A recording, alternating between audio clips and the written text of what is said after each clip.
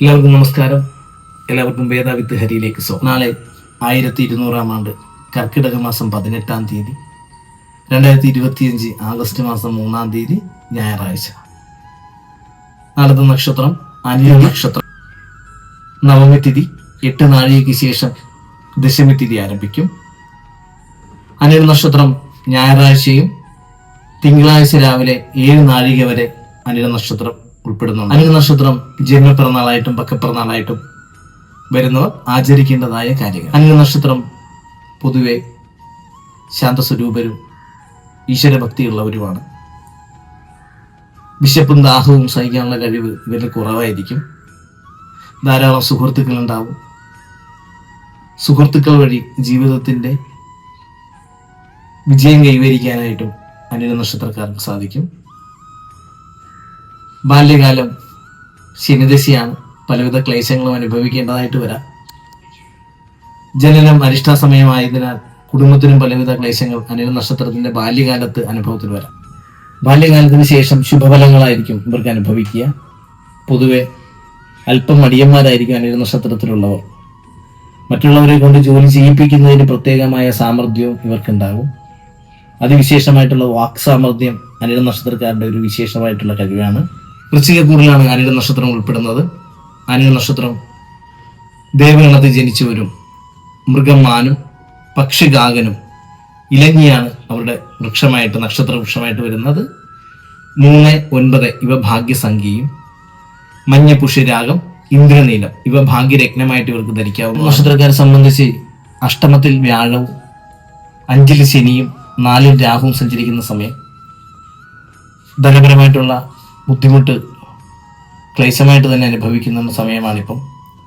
അഷ്ടമത്തിൽ നിൽക്കുന്ന വ്യാഴം പല വിധത്തിലുള്ള ക്ലേശങ്ങളും രോഗാദി ക്ലേശങ്ങളും അനർത്ഥങ്ങളും ഗൃഹസ്ഥാനത്ത് പലവിധ ബുദ്ധിമുട്ടുകളും ഇടയാക്കുന്ന സമയം. സാമ്പത്തികപരമായിട്ടുള്ള ക്ലേശത്തിന്റെ പേരിലുള്ള ജപ്തി നടപടികളിലേക്കൊക്കെ എത്താതിരിക്കാൻ പ്രത്യേകം ശ്രദ്ധിക്കുക. 4-ാം ഭാവത്തിൽ നിൽക്കുന്ന രാഹുവും അഷ്ടമത്തിൽ നിൽക്കുന്ന വ്യാഴവും കുടുംബത്തിൽ പലവിധ ക്ലേശങ്ങളും ജീവിത പങ്കാളിയായിട്ട് അഭിപ്രായ വ്യത്യാസങ്ങൾക്കും ഇട നൽകുന്ന സമയമാണ് അനിഴ നക്ഷത്രത്തിന്. പൊതുവെ ഈശ്വരഭക്തി ഉണ്ടെങ്കിലും പ്രാർത്ഥനയ്ക്ക് ഫലമില്ല എന്നൊരു തോന്നലും ചിന്തകളും മനസ്സിലേക്ക് കടന്നു വരുന്ന ഒരു സമയം കൂടിയാണ്. ക്ഷേത്ര ദർശനം പോലും വേണ്ട എന്ന് മനസ്സിൽ ചിന്തിച്ചു പോകുന്നൊരു സമയമാണ് ഇപ്പോൾ അനിഴ നക്ഷത്രക്കാരെ സംബന്ധിച്ച്. കഴിഞ്ഞ വിഷുവിന് ശേഷമുള്ള വ്യാഴമാറ്റവും രാഹുവിന്റെ ശനിയുടെ മാറ്റങ്ങളും ശുഭാശുഭ ഫലങ്ങളൊക്കെ ഇടകലർത്തിക്കൊണ്ട് അനുഭവത്തിൽ വരുന്നൊരു കാലഘട്ടമാണ്. വിദ്യാർത്ഥികളെ സംബന്ധിച്ച് മടി, ആലസ്യത ഇവ പ്രത്യേകം ശ്രദ്ധിക്കണം. ശനിദശ ശരാശരി 9 വയസ്സ് വരെ ശനിദശ പറയാം. ശേഷം ബുധദശാകാലമാണ്. 25 വയസ്സ് വരെ ബുധദശാകാലം. കേതുവിന് 32 വയസ്സ് വരെ കേതു. ശേഷം 52 വയസ്സ് വരെ ശുക്രൻ. പ്രധാന ജീവിത സമയത്ത് ശുക്രദശയാണ് അനുഭവത്തിൽ വരുന്നത്. ആ സമയത്ത് സാമ്പത്തികപരമായിട്ടുള്ള അഭിവൃദ്ധിയൊക്കെ പറയാം 32 വയസ്സിന് ശേഷം. എന്നിരുന്നാൽ തന്നെയും സാമ്പത്തികത്തിന്റെ അധിക ചെലവ് കടബാധ്യതകളിലേക്കൊക്കെ എത്തിച്ചെന്ന് വരാം. എല്ലാ കാര്യത്തെയും വളരെ ലാഘവത്തോട് കാണുന്ന ഒരു സ്വഭാവമായിരിക്കും അനിഴ നക്ഷത്രത്തിന്. എല്ലാ കാര്യങ്ങളും പിന്നീട് ചെയ്യാമെന്ന് പറയുന്ന ഒരു സ്വഭാവവിശേഷണവും നമുക്ക് ക്ലേശങ്ങളെ വരുത്തി വയ്ക്കാം. ആയതിനാൽ ചെയ്യാനുള്ള കാര്യങ്ങളെ നിസ്സാരമായി കാണാതെ പിന്നത്തേക്ക് മാറ്റിവെക്കുന്ന സ്വഭാവം മാറ്റി നിർത്തിക്കൊണ്ട് കാര്യങ്ങളെ സമീപിക്കുന്നത് ജീവിത പുരോഗതിക്ക് ഏറ്റവും ഉപകരിക്കും. ചെയ്യുന്ന ഉപകാരങ്ങൾക്ക് പലപ്പോഴും തിരിച്ചുള്ള ഫലം നേരെ വിപരീതമായിരിക്കും. സഹായ വിഗമങ്ങളായിരിക്കും നമുക്ക് ലഭിക്കുക. സഹോദരങ്ങളിൽ നിന്നുള്ള ഗുണഫലങ്ങളൊക്കെ ബാല്യകാലത്തുണ്ടെങ്കിൽ തന്നെയും ജീവിതത്തിന്റെ പ്രധാന ഭാഗത്തേക്ക് എത്തുന്ന സമയത്ത് അവരിൽ നിന്നുള്ള ഗുണഫലങ്ങളൊക്കെ കുറവായിരിക്കും അനുഭവത്തിൽ. പൊതുവെ ഈശ്വരഭക്തി കാരണം തന്നെ ഇവരുടേതായ പ്രശ്നങ്ങൾ ഒരു പരിധിവരെ മാറ്റിയെടുക്കാവുന്നതാണ്. ആത്മവിശ്വാസം അത് വളരെ വലുതായിരിക്കും. എന്ത് കാര്യങ്ങൾ തുടങ്ങുമ്പോഴും വളരെ ആത്മവിശ്വാസത്തോടുകൂടി തുടങ്ങുന്നവരാണ് അനിഴം. പിന്നീട് അതങ്ങോട്ട് ഫലത്തിൽ വരണം എന്നില്ലെങ്കിൽ തന്നെയും എല്ലാ കാര്യവും ആത്മവിശ്വാസത്തോടുകൂടി സമീപിക്കുന്ന സ്വഭാവം, ആ ഒരു വിശേഷമായ കഴിവ് ജീവിത വിജയത്തെ കൈവരിക്കാനായിട്ട് ഉപകരിക്കും. ഒരു കാര്യത്തിന് സ്ഥിരത ഉണ്ടാകില്ല. ഒരു കാര്യങ്ങൾക്കും തൃപ്തി ലഭിക്കുക എന്ന് പറയുന്നത് അനിഴ നക്ഷത്രക്കാരെ സംബന്ധിച്ച് വളരെ ബുദ്ധിമുട്ടായിരിക്കും. കാര്യങ്ങളുടെ അസ്ഥിരത്വം ഇവരെ സംബന്ധിച്ചൊരു പ്രധാന പ്രശ്നമായിരിക്കും. നമ്മൾ സാധാരണ പറയും പോലെ അക്കരെ പച്ച എന്ന് പറയുന്ന ഒരു സ്വഭാവവിശേഷം അനിഴ നക്ഷത്രക്കാർക്ക് ഉണ്ടായിരിക്കും. ഒരു കാര്യം ചെയ്തുകൊണ്ടിരിക്കുമ്പോൾ മറ്റൊരു കാര്യമായിരിക്കും ഏറ്റവും ഉത്തമമെന്നൊരു ചിന്ത ഇവരുടെ മനസ്സിലേക്ക് വരാം. അങ്ങനെ എല്ലാ കാര്യങ്ങൾക്കും മാറി മാറിക്കൊണ്ടിരിക്കുന്ന ഒരു ചെറിയ ന്യൂനത അനിഴ നക്ഷത്രക്കാർക്ക് പൊതുവെ കാണപ്പെടാറുണ്ട്. എന്നിരുന്നാൽ തന്നെയും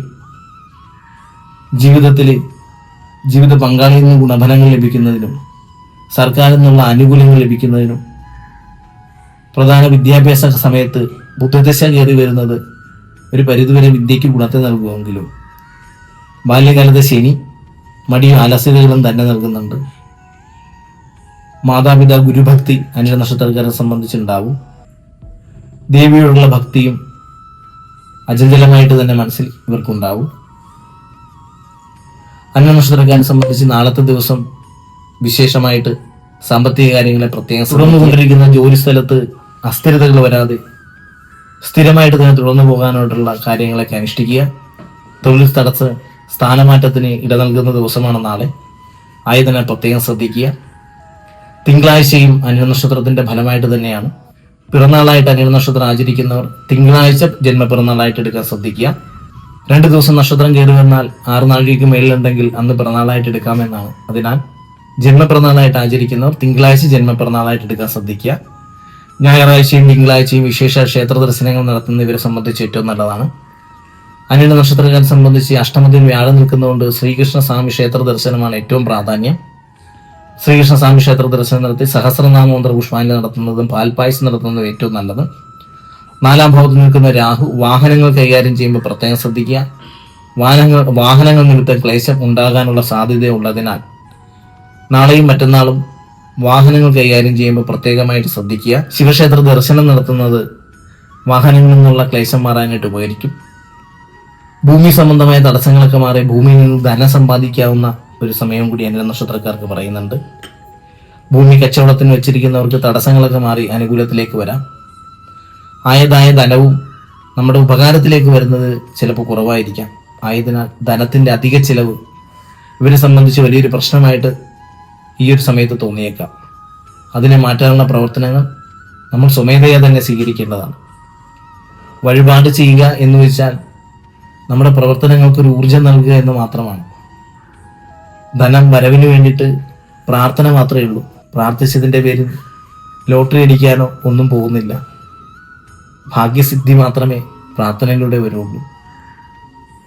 ലോട്ടറി അടിക്കും എന്നൊരു വിശ്വാസത്തിൽ നമ്മുടെ ബുദ്ധിമുട്ടുകളൊക്കെ മാറുമെന്നൊരു വിശ്വാസത്തിൽ മുന്നോട്ട് പോകണ്ട. സാമ്പത്തികപരമായിട്ടുള്ള ബുദ്ധിമുട്ടുകൾ അനുഭവിക്കുന്ന അനിഴ നക്ഷത്രക്കാർ ക്ഷേത്രത്തിൽ ദർശനം നടത്തി വെള്ളിയാഴ്ച തോറും 12 വെള്ളിയാഴ്ച അടുപ്പിച്ച് ഗണപതി ഹോമം നടത്തുന്നതും പ്രസ്തുത ഹോമാഗ്നി ലക്ഷ്മി വിനായക മന്ത്രത്താൽ ധാന്യം ഹോമിക്കുന്നതും സാമ്പത്തിക ബുദ്ധിമുട്ടുകൾ മാറാനായിട്ട് ഉപകരിക്കും.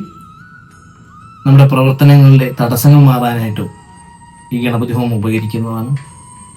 നാളെയും മറ്റന്നാളും പിറന്നാളായിട്ട് വരുന്നവർ അനിഴ നക്ഷത്രത്തിലുള്ളവർ പറഞ്ഞിരിക്കുന്ന വഴിപാടുകൾ ആചരിച്ചുകൊണ്ട് അവർക്ക് വരുന്നതായ ക്ലേശങ്ങളെ മാറ്റാനായിട്ട് ശ്രദ്ധിക്കുക.